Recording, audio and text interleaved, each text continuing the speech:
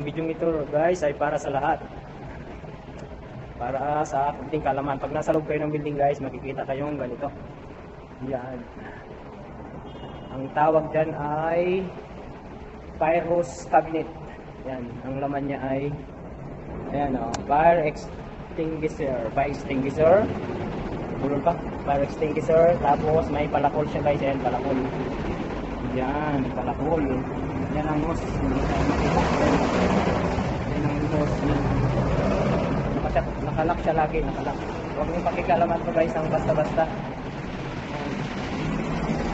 Ang iba dito guys ay may nakasulat na brake glass for emergency only.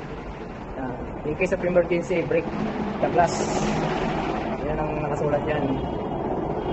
Ibig sabihin, pagka may sunog,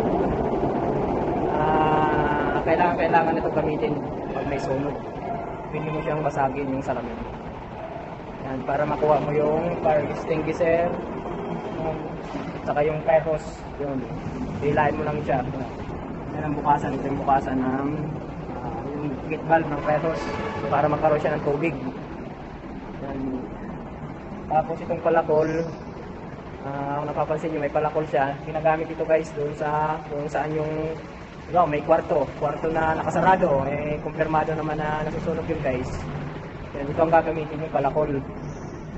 Pag nabasag mo na tong glass, kunin mo yung palakol, pwede mong sirain yung doorknob ng kwarto kung saan yung nasusunog.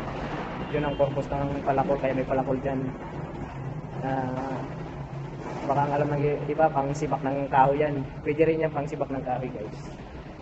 Pero dito, pagka nasa loob ka ng building, yun ang purpose nun. Para kung sakali walang susi yung kwarto na yun, dahil walang tao, itong gagamitin nyo para mabuksan yung kwarto. Excuse me po. Okay guys, sana may natutunan kayo guys. Kunting kalaman lang guys.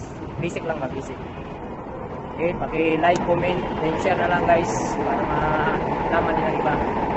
Thank you for watching.